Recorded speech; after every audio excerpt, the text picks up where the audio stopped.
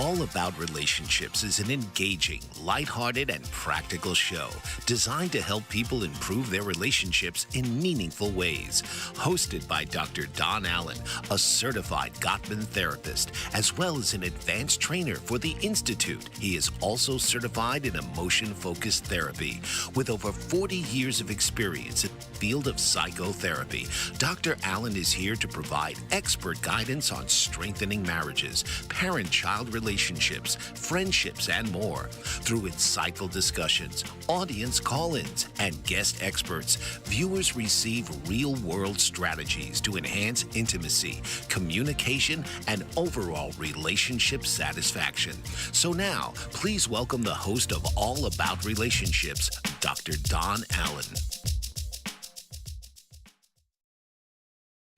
Hello, I'm back, and today we're going to be talking about relationships as it pertains to love and sex. Remember last time when we talked, we did a Valentine's Day show, and a lot of that show was to kind of prepare us for Valentine's Day in a few days, and how to kind of plan ahead. Now, what I will say is, let's say you didn't see that show or you didn't plan ahead. Well, you're busy, right? But that doesn't mean we still can't use the time we have left to really help you both have a meaningful and enjoyable Valentine's Day experience. For some of you, you don't like Valentine's Day. You don't want to celebrate Valentine's Day, but that doesn't mean you can't have a nice dinner out, or that doesn't mean you can have a nice date night, right? You can do all that. So just because it's Valentine's Day, you can celebrate it however you want. Okay. What we're going to talk about today is kind of the icing on the cake. A lot of people want to have a nice date night. They want to do a lot of fun things, like maybe go out to dinner. They may want to watch a movie, something. But a lot of people at the end of a nice Valentine's Day experience, they might want to be physically romantic. So I thought it would be a good idea today to kind of, back to the icing on the cake. Now that we have a good foundation for Valentine's Day, how do we really take and understand how sex can really make that an even more special experience? Okay. So we're going to talk about that today. I am Dr. Don Allen. This is all about relationships, working towards ideal marriage and lasting, loving relationships. So this is kind of a really good opportunity for my show, because a lot of people do take some time to really celebrate the holidays, and Valentine's Day is certainly one for them. So, just really, really important. We're going to talk about some of the particulars about that. Now, this can be a hot button issue. And if you've watched my show at all, you realize I really try to stay away from politics. I really try to stay away from, hot button issues. And two of the questions I have for the mailbag today, I was kind of like, well, we're getting kind of close to this. But understand, and if you look at the spirit and the tenor of the tone of my show, it really is designed to help people be closer, right? There's a lot of ways people practice relationships and practice sex. Okay. It is. And, my sense of it is that you all know you all far better than I ever will. So you kind of do you in the sense of what you would like to do in terms of expressions and stuff. I always just say, remember, safety first for both people. Okay. So you're going to hear those themes kind of throughout my show today. But the other side of it is that we will probably stick to heterosexual kind of relationships. Now, that doesn't mean I'm excluding anybody. If people would like to know more about same-sex relationships or whatever, just write in and tell me. I have no trouble preparing shows for people, because this is all about all relationships, right? But today we're really going to focus on, the traditional kind of sexual relationships, more heterosexual in nature. But yeah, there's plenty of ways people really practice sex and stuff those days. And like I said, I really respect people in general, and that's something that you all need to kind of decide for yourselves in your relationship. But what I will talk about today is things that can really help all of our relationships. Just my examples will be more towards the traditional types of relationships. So just want to kind of start with that. The next thing I want to do is to kind of give you some questions to get you interested in my program, which I always do. So the first thing I want to talk about is, what is sex for? And there's actually four things that sex is for. And before I give them to you, you can start thinking, gee, I wonder what those things are, just for fun. But we'll talk about that. Okay. Why does sex sometimes feel incompatible for some in relationships? Well, that's part of what we're going to do today is talk about how to better communicate our needs and wants to our partner and develop a climate that's safe and connected to do that. And what kind of things go into safety and connection to make that a better possibility. So we're going to talk about that. What are some of the subsets to the four things that sex is for? Are there any? Well, I kind of started thinking about those and I wanted to just include them a little bit for you all. So that's the next one. And then the next one is how can we have a perfect Valentine's Day with sex as icing on the cake? Well, I'm going to talk to you about what goes into not only the climate and the atmosphere, but what research has really overwhelmingly taught us about what goes into good sex. Okay, the very, very interesting stuff. One of the things we kind of know also is that when people, generally speaking, write books on how to have sex, they don't really sell. But when you start talking about sex and relationships, now that's a different story. There's a woman named Sherry Height back when I was a kid. That's how far that book goes back. But she was one of the first people to really publish a book about what was important for women and sex. What did women think? Now you have to understand back in the 1950s, it was unheard of to think about women as having sexual desire. The Kinsey research talked about how women do, and very quickly got into a lot of trouble with the American government about suggesting that women actually have desire. But like I said, Sherry in the 70s published a book, sold 42 million copies about what goes into a woman's desire for good sex. And we're going to talk about those today. We're going to help. So guys, pay attention, right? And women, tell me if I'm right. Tell me, no, Don, that's all wrong. Or, hey, you know what? I think you got what Sherry said, correct, Don. So we don't know. Let me know.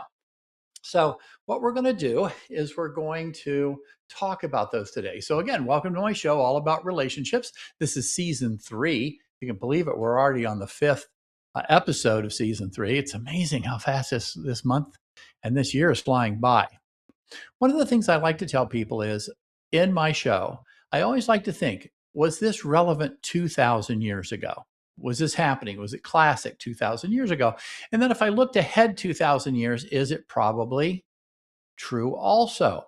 And when that happens, I can stay away from, trends and issues and politics and all these kind of things because, life changes, life passes. So I want to stick to what works and what has always worked as best I can. So, okay, so let's kick off. So I mentioned earlier, it wasn't a pop quiz, but hopefully you all were having fun with that. And that is sex is for 4 things. What are they for? Okay. Well, not in any particular order. I kind of put them in this order. But the first one is it feels good. A lot of people will say, hey, I like this because it makes me feel, pleasured. It's a pleasurable experience. Okay. And that would be true. As a matter of fact, one of the reasons it is because when people are engaging in sexual activity, they start secreting a lot of chemicals in their body. One is dopamine. The dopamine is a reward type of thing. It's a reward. Wow, I want to do more of that, right? So think of, like let's say you really, really like video games. When you're playing video games, you're getting tons of dopamine hits, right? It's the pleasure center of our brain. The next thing is we release endorphins. Endorphins create a pain reduction in our body. Body doesn't really differentiate between physical pain and emotional pain that much. So when you have a pain reduction, it also feels good, it relaxes you, and it puts you in a mode where your body can kind of repair itself better. The next one is oxytocin. Oxytocin. Oxytocin is in chocolate. Okay, it's no small wonder to me why we give chocolate on Valentine's Day, because it's a bonding chemical. It makes us want to stick and stay. When little kids are born, they secrete a tremendous amount of oxytocin, and guess what? We really like to hug and smell babies up because we've experienced that oxytocin bonding kind of thing. For men, we also secrete a vasopressin. Vasopressin is a chemical that is for pair bonding in men. It tells us to protect the women and the children. It tells us to stick and stay, raise the children, be with our partner. So all of those things are very helpful in the body in terms of reproduction and keeping the species on the planet. Okay. But it's not trivial. These are neurobiology reinforcements. That's a very important part of not only mating, but of relationships, right?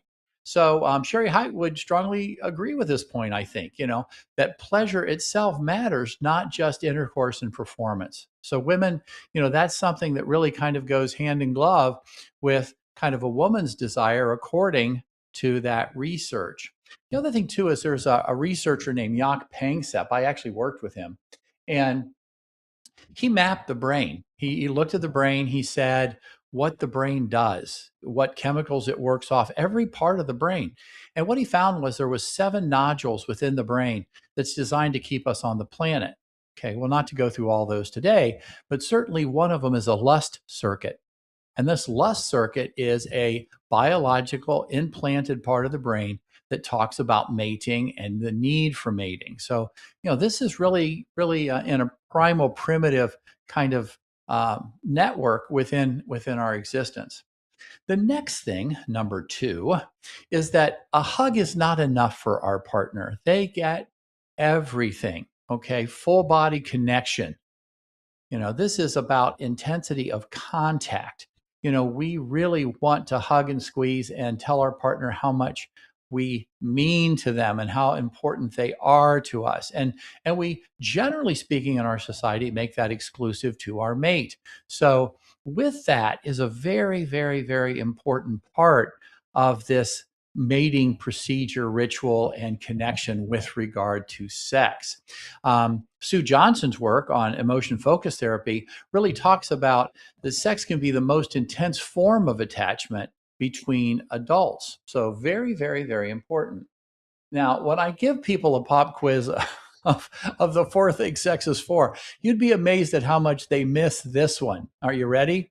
Reproduction, right? It's there because we make kids with it. Oh, that's right. Reproduction. But one of the things about that is that it's biologically true that we do it for reproduction, right? And I love this. I me and fancy words that just make me laugh. There's a term that you can look up called anti-oppressive asceticism. Okay, let me say that one again. Anti-oppressive asceticism. And what it means is some people practice sex only for reproduction. So the only time you would ever have intercourse is if you wanted kids. That's it. So some people practice that, right? But that's a belief system. But sex retains that bonding chemistry even when reproduction isn't the goal. So even though you're not planning to have kids with the act, certainly that reinforcement and that repetition of the act is something very important for not only mating but sticking and staying together. Okay. So that bonding does exist independently of fertility, right? But it also keeps us together. The last one that I like to put together, because I gave this some thought many years ago, is sex is a glue. Okay, sex is a glue. It resets and bonds us with our partner. Best way I have ever found to describe it is that it reboots the computer. It sets you both back on a foundation of connection. So anything that has been staticky during the week, anything that got in your way, the regrettable incidences, the annoyances and everything, sometimes when people have a really good connection with sex, they're relaxed, they're connected, and it kind of starts the relationship in a positive way over and really helps reinforce the friendship house. Okay. So extremely important. And it talks about Gottman's ideas of turning towards, repairing, and also building that trust metric. Okay. Very, very important. So those are really some of the ones that I want to talk about. One other thing before I break for commercial, and that is, what are the subsets I talked about? Well, I thought about that because those are the 4 main things. But some of the things fall into this category that truly are subsets. I've already talked about it. One is sexual desire, right? Finding your partner attractive, finding them hot, finding them somebody that you look at and you create kind of an appetite to hug them and squeeze them. So that's important. Sometimes reassurance. Sometimes people feel insecure, inadequate. Sometimes, their day doesn't go well. But if their partner is thinking they're the best person on the planet and then they're physically demonstrative of that, that reassurance can happen. Apologies. Sometimes back to rebooting the computer, we can reinstate and repair without apology. But just remember, that should be moving towards each other in a positive way, not a power and control thing, right? Hey, you made me mad, you owe me is not what I'm talking about. I'm talking about, oh my gosh, we got off track. Let's connect our relationship. Longing, anybody who's had their partner go away for a week on a business trip or something, you miss them, you want to see them, you want to hug them when they get home. I really see that, especially with military folks, right, when they're downrange.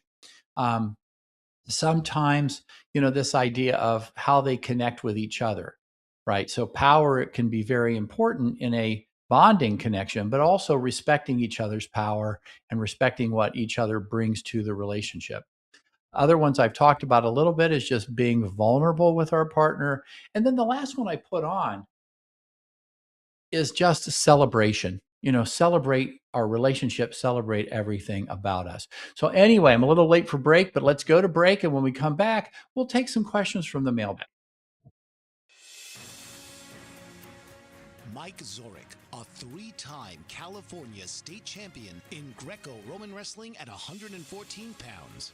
Mike, blind since birth, was born in Hartford, Connecticut. He was a six-time national placer, including 2 seconds, 2/3, and 2/4. He also won the Veterans Folk-Style Wrestling twice at 152 pounds. In all these tournaments, he was the only blind competitor.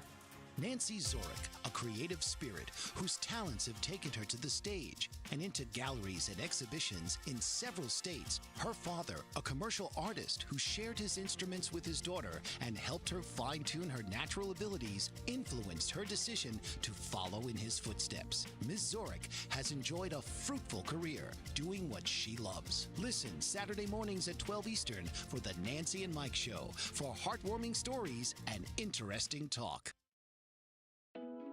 Are you struggling to care for elderly parents or a spouse? Do you wonder if being a caregiver is making you sick? Are you worried about taking time off work to care for elderly parents and balance work, life, and caregiving? Has caregiving become exhausting and emotionally draining? Are you an aging adult who wants to remain independent, but you're not sure how? I'm Pamela D. Wilson. Join me for the Caring Generation radio show for caregivers and aging adults, Wednesday evenings, 6 Pacific, 7 Mountain, 8 Central, and 9 Eastern, where I answer these questions and share tips for managing stress, family relationships, health, well-being, and more.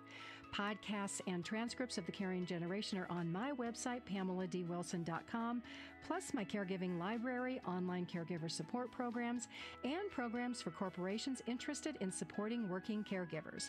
Help, hope, and support for caregivers is here on The Caring Generation and PamelaDWilson.com. All right. Well, if you do want to contact me, one of the things I like to do is put up my contact information. All right. So love to hear from you. Love to hear ideas and suggestions for shows. Really like to make this about us more than just something I create. The other thing too is I always do this with you in mind. I'm always thinking about, the people that are listening to me. What's this information that I'm given that can be really helpful. So like I said, we're going to put this up a little bit. You can feel free to contact me. And what we're going to do now is go to the mailbag. I knew going into today I'd have a lot of content. So some of what I can do is kind of take some of the earlier stuff and put it into my third segment. So we're fine. We're doing really well today. So anyway, these questions, a couple of them were probably about as close as I get to controversy. My show isn't about that. It's about you. It's about how you can have a better relationship with the person you're with. Okay. So anyway, I'll try to make sure I stay in the and the rails right there, because it's never my intention to create controversy, which is funny because usually the controversy is what causes people to watch your show. It's not my main mission. Okay. So first question I have, okay, my wife says she needs emotional connection before sex. I feel like sex helps me create emotional connection. Which one of us is right? Well, the answer is you're both right. Okay, so what you want to do is create an atmosphere before you get into the actual making out and stuff like that, that both of you are really attuned to one another. Here's part of the problem. I heard at a lecture once, I really liked it, but the lecturer said this as an adage. She said, men are like microwave ovens and women are like crock pots. Okay. Well, now think about that. You know, the way that food is prepared is very different. So, for a lot of times, and again, not everybody, but for a lot of times, men see something that activates their desire to have sex and they're ready to go. But the problem is, women, many times, not everybody, need that kind of slow creation of atmosphere to put them in kind of a mood for that idea of getting into the bedroom and starting to make out or whatever. So what happens is that the entire experience needs to create that emotional connection. So when you're finished with all of that, one of the things you both want to do is to look at each other and say, how was that in terms of your emotional connection? If the emotional connection is there and both of you are really feeling loving and connecting with one another, overwhelmingly the research says that that's going to be a good experience. Okay, so that's where you want to start thinking about this idea of how to create a good sexual encounter. And in step 3 today, or in the stage 3 of my show, I'm going to talk about particulars of that, right? Because what we do know overwhelmingly from research is if you do certain things and then you connect in the bedroom, it's really going to go a ton better. And that, like I said, that's rare that you get that much research that all says the same thing. And if you wanted, I'd be fancy and call it out for you. Question 2. We love each other, but our sex life has cooled down a lot. Is that normal after years of marriage? Well, one of the things that happens is our bodies change as we get older. So that's my joke. When you're really young, it might be about frequency and bikinis, right? But as you get older and you connect with each other in different ways, it requires more conversation and more planning with understanding of what your partner needs as much as what you need. And that has to go back and forth. It has to go back and forth. So we're going to talk, like I said, more about that. But one of the things that can happen is if you don't talk, it can feel like your partner's dismissing you or avoiding you or not as interested in you. And that's where constant reassurance to our partner of how special they are to us is a very critical and important part of what goes into good sex, right? So we will talk about, how that we can make that happen. But this is where, talking, before, during the week when sex really isn't on the table about, hey, honey, what do you like about this, or what do you wish you had more of? And me, say what you want, don't say what you don't want. And to be able to go back and forth and have that rapport that you feel safe to do it. So we'll talk about that more, but very, very, very important. And just because things are great now, 10 years from now, they may be very different. All right. Maybe very different. Nothing wrong with that. Okay. Next question. After conflict, I want to reconnect. My spouse feels like they want to be avoidant after an argument. What do we do? Well, I think sometimes we get back into that reassurance thing. Now, again, this isn't one answer fits all, but sometimes when people get into conflict, what they want to do is to get back to having sex so that they feel like they're back connected with their partner. I mentioned that earlier, right? But the problem is that doesn't necessarily mean that the argument hasn't shut down the other partner. And by shut down, I mean the body isn't prepared to really want to reach out and connect. That's what I mean by crock pot, right? So the microwave part is, wow, that really got me excited. I want to do something now. And the other person's like, how can you think about doing something right now? I'm all upset still. So what we need to do is to settle down for both of you and then get back to having a conversation, not just now, but planning for the future as to how we can reconnect in ways that work.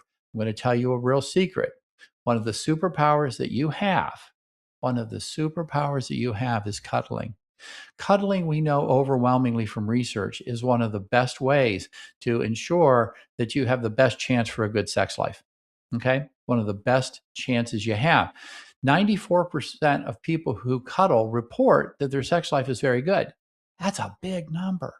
But the other side of it is true. The 6% that don't cuddle, they don't have that experience in the bedroom like they would want to. So, one of the things I'm telling you is the answer to the quiz, right? So, again, build up slow, steady connection so that when you do go to the bedroom, things are best chances for a good experience. Okay. Here's one more we're going to talk about. And that is sometimes I agree to sex because I don't want the distance between us. Is that healthy? Well, what is concerning to me about that is that the communication between you two is not happening in a way that you're attuned to your partner and they're attuned to you. So your partner might think that you are connected when you're not. And then you're kind of feeling distance or you have some emotional distancing because that's happening independent of what your true wishes are to be close. So you need to be able to talk about the emotional connection. And you need to be able to talk about things in ways so that when you're both having sex, you both know that you're on the same page with it, if you can. Now the problem is, kind of already talking a little bit about that. I don't know how to talk about distance. Well, that's where you start. You don't even have to start with sex. You can just say, sometimes when we're feeling distant, I notice it, or at least I feel it, but I don't know how to talk to you about it, or I don't know if you're feeling that way. Can we have a discussion about that? And you notice how I approach that with both hands open, with a gentle voice, with a calm connection. So just really, really important when we are doing some of this stuff to make sure that we have opportunities during the week to just talk about anything. But sex is a subset of that, right? And if you do that right, sex can really be something that, really resets you both for the new week and the new challenges coming from that week. So those are some of the things that are just really important to connect with. When we come back, I'm going to start talking about actual practical tips. One of the things I always want to talk about with this is emotional safety first, right? Emotional safety first. Both people need to feel good. You don't want the kind of relationship, in my opinion, where you get your way, but you smush your partner's hopes, dreams, wishes, and feelings. You don't want that, right? So very important that you're constantly going within and between. How are you feeling? How am I feeling? And taking the time to really listen to your partner. That's called accepting influence. I really want to know where you're at with this, right? The next thing, no contempt. Contempt is describing your partner as defective, as something's wrong with them. You never want to do that. That's the number one predictor of breakup of the four horsemen is that contempt, right? So the other thing too is catching your partner doing it all wrong all the time. And another thing you do wrong, that's another one of the horsemen. That's called criticism. So you really want to watch not only criticism, but chronic criticism. Just noticing and going out of your way to tell the partner where they did wrong. If those kind of things are happening, it puts a strain on the relationship and it gets away from the adage you have to have 5 positive connections to 1 negative minimum. Now, when we're doing really well, I've mentioned this in previous shows, you have 20 minutes of positive to 1 minute negative, but you have to make sure that you don't fall below the 5 to 1. And one of the ways that can happen is chronic criticism. Okay.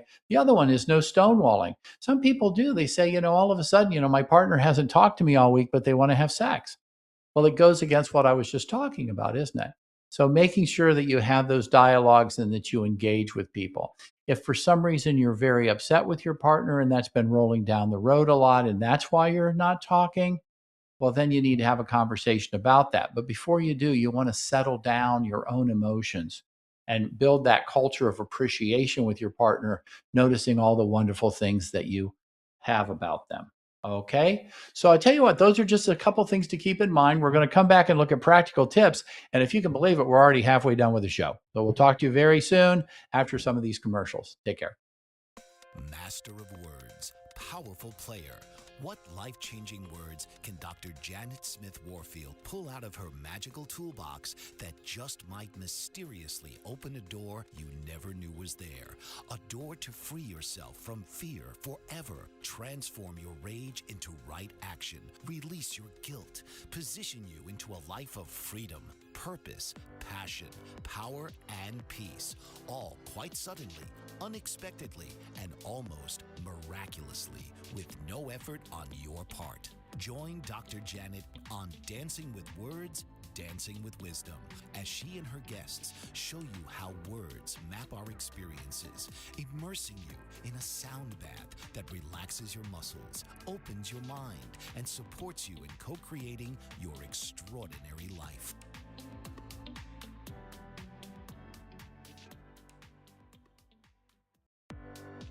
Author, radio show host, and coach John M. Hawkins reveals strategies to help gain perspective, build confidence, find clarity, achieve goals. John M. Hawkins' new book, Coached to Greatness: Unlock Your Full Potential with Limitless Growth, published by iUniverse.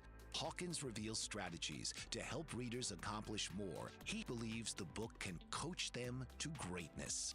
Hawkins says that the best athletes get to the top of their sport with the help of coaches, mentors, and others. He shares guidance that helps readers reflect on what motivates them, rediscover and assess their core values, philosophies, and competencies, find settings that allow them to be the most productive, and track their progress towards accomplishing goals.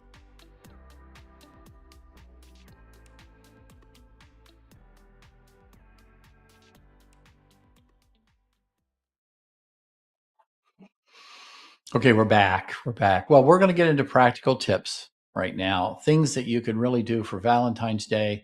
But remember, Valentine's Day is one of those days that we really like to celebrate, but you can use a lot of what you do right for the rest of the year.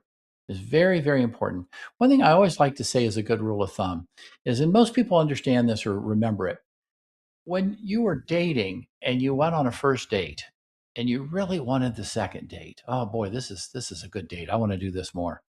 You know, what did you do? How did you act on that first date? Well, you probably didn't yell at them. You probably didn't complain a lot. You probably didn't put them down.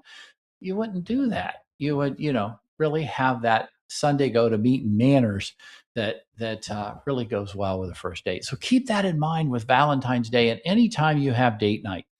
Just get back to that mode because that really works well. It's a good rule of thumb. So one of the things Sue Johnson says in emotion-focused therapy research, as well as Dan Siegel, and that is we constantly ask this of our partner, constantly. One, if I reach for you, are you there? Are you going to be there for me? When I call for you, are you going to come over? Right? A friend of mine and a co-teacher for the Gottman Institute has a wonderful expression. This is Dr. Bumbury. I had him on the show. But he says, hey, when my partner's hurting, the world stops and I listen. That's accepting influence, isn't it? So very important to know these with what goes into a good relationship and then what goes into good sex. So are you there for me? Does your partner think you're there for them? Does your partner think that they matter to you? Okay. And then will you respond to me if I need you or reach for you? Throughout the day, throughout your interactions with your partner, make sure you're putting in a fair amount of that reinforcement that, hey, you're important to me, you matter to me, right? And those types of things, just very, very, very important. With regard to sex, there's an expression that I've heard, and that is, when you're talking about types of sex and kinds of sex, be careful not to yuck somebody's yum. That's what they call it. Which means if somebody wants to do something that's not necessarily pleasurable for you, it's important that you speak up, but you don't need to speak up in a way that they feel shamed. Shamed would be contempt. So one of the things you want to do is to say, that's something that I like, that's something that I don't like, but you want to do that in a way that doesn't shame or disconnect with your partner. Okay. So a couple things with this we've talked about. This week, before you have Valentine's Day, try to plan a light, connected meeting with your person. Kind, connected, right? And one of the things you want to do is it's sometimes okay for Valentine's Day to have surprises, but don't let the surprise be the surprise. In other words, it's okay to plan a dinner and say, "Well, honey, I planned a dinner because I really like you, but I want you to be surprised when we go there." That's a lot different than you planned a dinner, but they didn't know that and they ate before they got home, and then, well, we were supposed to go out. So make sure that you make sure that is part of the plans. Next, have a conversation about sex. Likes and dislikes are very important. And, talk about the kind of things that really go into what makes a wonderful evening for you, not only for Valentine's Day, but, in the bedroom, right? So that's very important. So you have to use that gentle startup and you have to make sure you and your partner feel seen by each other. It's soothing to talk about it. It's safe to talk about it, right? And you can count on that safety. It's secure. All right. Very, very, very important. Okay. Another thing is that, again, I couldn't possibly go through all of the things that people like and don't like. So you do you, but very important. So I put some things down here. I hope they're funny, but it's kind of true. Some people really want you to take a shower before you guys get romantic. Some people would prefer you didn't take a shower before you got romantic. It's up to you guys. It's what's important. What's important to me is to convey to you that it requires a conversation, right? So let's say your partner likes to wear white athletic socks up to their knees and have the old tidy whitey underwear. That may not be a turn on for you.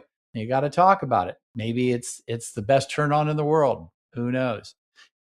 Let's say somebody likes to chew their toenails before sex. You probably want to talk about that if that bothers you.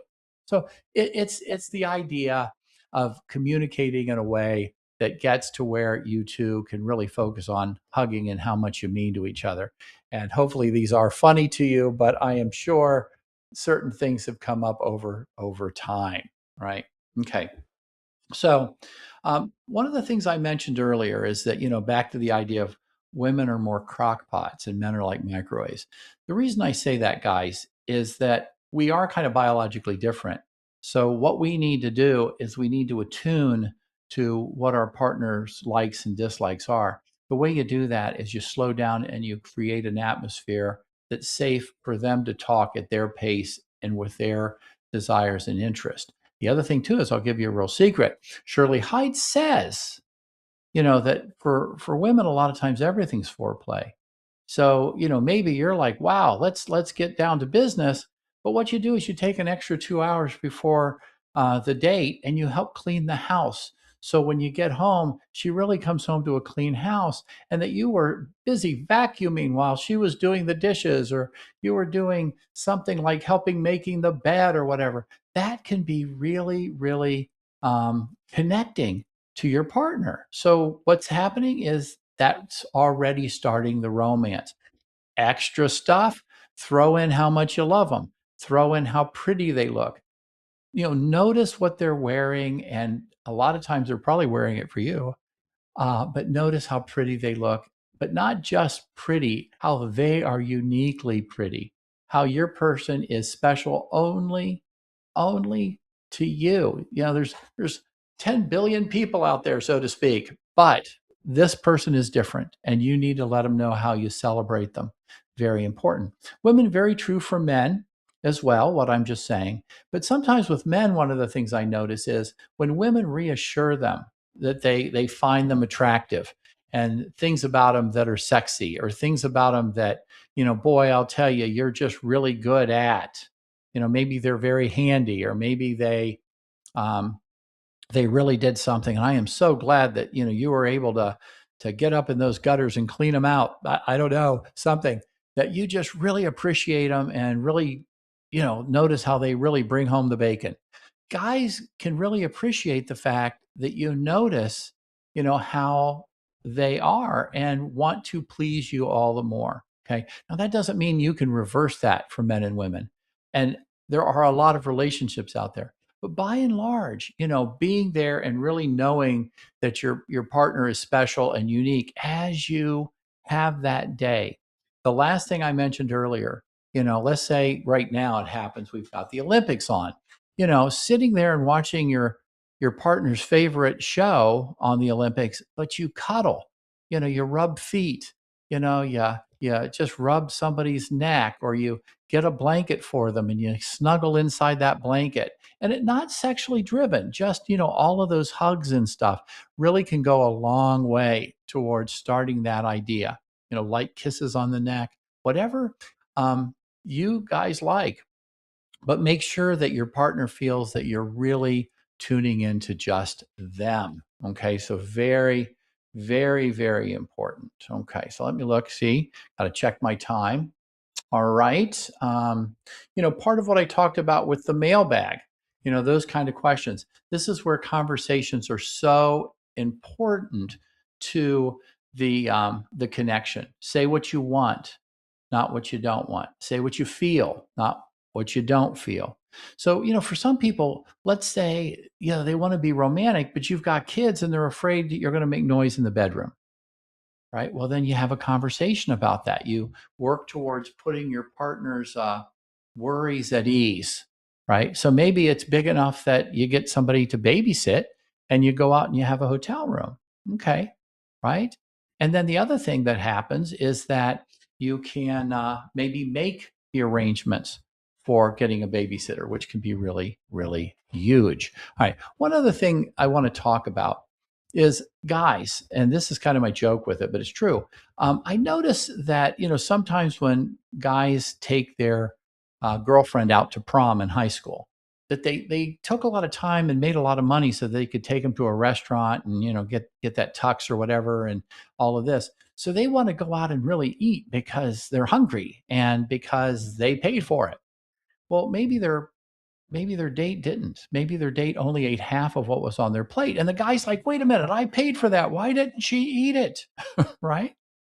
So this is what I'm going to say, guys. All right. So now 20, 25 years later, you want to go out on Valentine's Day, but now you've put on about 20 pounds and you worked all week. So you're tired and you go out, and what happens?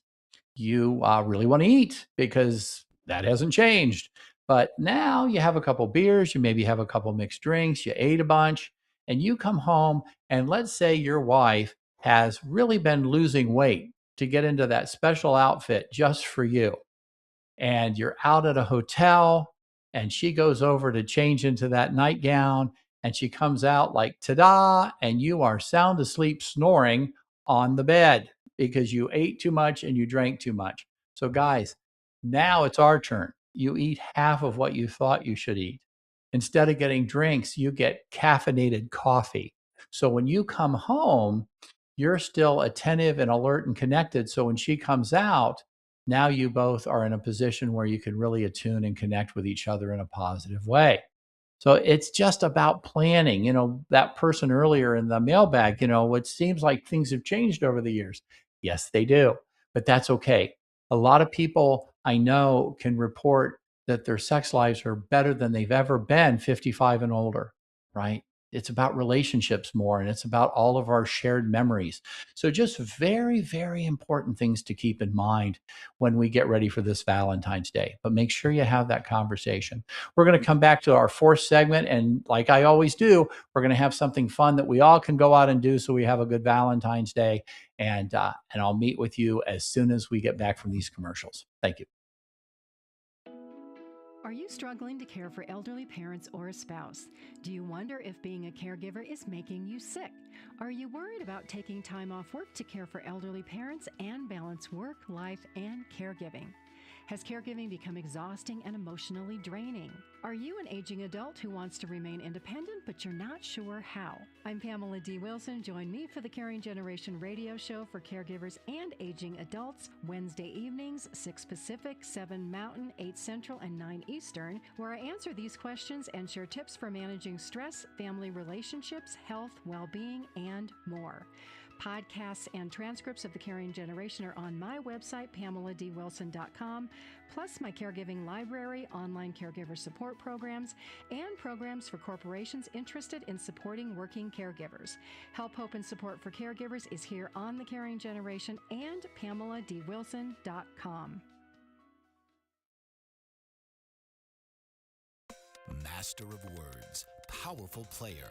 What life-changing words can Dr. Janet Smith Warfield pull out of her magical toolbox that just might mysteriously open a door you never knew was there? A door to free yourself from fear forever. Transform your rage into right action. Release your guilt. Position you into a life of freedom, purpose, passion, power, and peace. All quite suddenly, unexpectedly, and almost miraculously, with no effort on your part. Join Dr. Janet on Dancing with Words, Dancing with Wisdom, as she and her guests show you how words map our experiences, immersing you in a sound bath that relaxes your muscles, opens your mind, and supports you in co-creating your extraordinary life.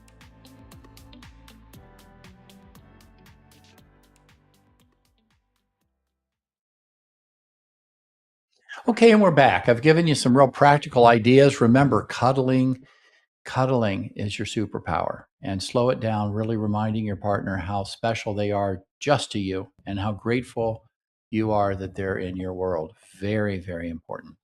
But now we're going to talk about some practical things we're all going to go out and do for this week. Feel free to get back with me. Tell me how they went. Always say, remember safety first, and you know your relationship. This is an educational show. It's not psychotherapy. So what we're going to look at here is what I talked about last week with Valentine's Day also. Okay. So how are we going to do this? Well, step one. Okay. Feel free to go back and watch last week's episode because it talked a lot about setting the stage for Valentine's Day. Okay. But even if you aren't, you still have time to do what you need to do in terms of your own traditions, whether it's order flowers or get a card. Problem is they're a little more expensive now. Okay. So anyway, but you can look at that. Number two, be sure to plan for Friday and Saturday and communicate with your partner how both of you plan. But remember, hey, I want to plan something fun for Saturday night as Valentine's Day. This is what I would like. What do you think? Say what you want. Go back and forth and really talk about some of those kind of things. Very important that you're both on the same page with that. Okay. I said earlier, sometimes people don't celebrate Valentine's Day. Sometimes people think it's a Hallmark holiday. Sometimes people just don't like it. I think I mentioned to you, I never celebrated Valentine's Day pretty much because it was my father's birthday. So we always celebrated that when I was younger. But then what I would do is have a Valentine's Day that was unique and special for my wife and I. So that's kind of something to keep in mind. But the point is, if you're going to have something this weekend, this is a great time to make sure that you plan it and have a fun evening. The one thing too is, let's say they say you don't have to do anything for me. Well, that's back to what I said. Don't say that. Say what you want, not what you don't want. And sometimes people say, I don't want you to do anything when they really did want you to do something. So it's kind of a trap. So I always say you got to kind of read the tea leaves with that, because even if somebody says that, you might want to do something special for them anyway. I don't know. That's up to you and your relationship, but just very important. But again, just to reiterate, say what you want, not what you don't want. Say what you feel, not what you don't feel, and say what you need, not what you do not need. Very, very, very important stuff. Okay. So another thing is, these things don't have to be expensive. Let's say you didn't get a reservation, and or hey, all the restaurants are really expensive, and we're trying not to be on a budget. You can really have a wonderful evening where you can order in and you can set the stage with some candles. And this time especially, they've got the Olympics. You can really try to find something that you both like that really is fun. Maybe you binge watch something, get under the covers and really enjoy that binge watching. Make a special meal, but look at your partner. Does he or she like to clean up before you watch the show or whatever? Nowadays you can tape things. It's a lot easier than it used to be, right? Okay. So the other thing too is that is your partner like a really clean house before you have your date night? Well, help them clean. Help them. That's what attune means. Look at what your partner needs and try to help make those dreams come true. All right. I mentioned earlier, if you need a babysitter, set that time up alone for those types of things, right? So the other thing too is, it's everybody. Sometimes people want to have Valentine's Day with their kids because, they want to have a cool Valentine's Day and make a Valentine's cake and all those fun things. Whatever you all like to do, just what I want is the last thing is that after you finish this weekend, you just say, wow, that was a great time. I can't wait till next year. And it's a win-win for both of you, right? It's a win-win for both of you. How do you do that? I'm just going to reiterate. Kind words. Go for the second date. Show a culture of appreciation and why you like your person so much. Gentle touch, right? And at first, the gentle touch isn't designed to move towards something more intimate. It's designed to make your partner feel caressed and loved and hugged. And then lower stress early in the day. Just kind of, okay, you know what? Whatever's going on in the world, let's just postpone that. Let's just have a good night and really set the atmosphere, right? The last thing I'll talk about is that, remember my corny cliche about camping. My joke is, if you forget the matches when you go camping, you won't do it the second time because you can't cook anything, right? So after your Valentine's Day experience, and it doesn't have to be immediately after, maybe let's say it's Tuesday or Wednesday, sit back and say, okay, let's get our papers out and let's put down what we really liked and what we wish we could do more of and which we wish we had done less with.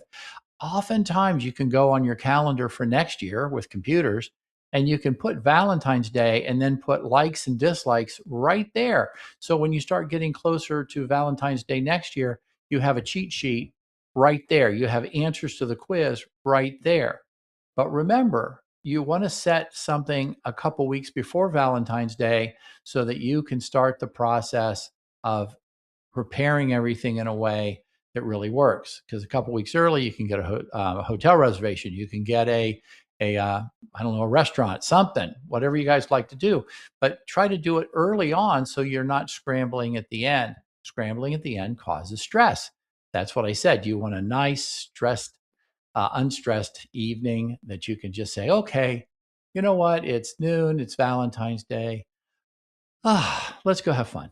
Let's be spontaneous, not overly, oh my gosh, control this, control that. So hopefully this will help. Like I said, with regard to the mechanics of sex, you, I'm sure, are far more qualified than I am to tell you all how to do that. So you have a good conversation about that, and in the privacy of your own home and in the privacy of your own relationship, you can show each other how much you love each other, right? So that's pretty much what I want to talk about. You remember, put things in the relationship. Don't turn away from the relationship. Very, very, very important. I'm Dr. Don Allen. This is all about relationships, working towards ideal marriage and loving, lasting relationships. Thank you for joining me. Join me next week at the same time, 1 p.m. Eastern time on Wednesday. And I look forward to seeing you, and I'll have a new show for you. Take care, and we'll talk then.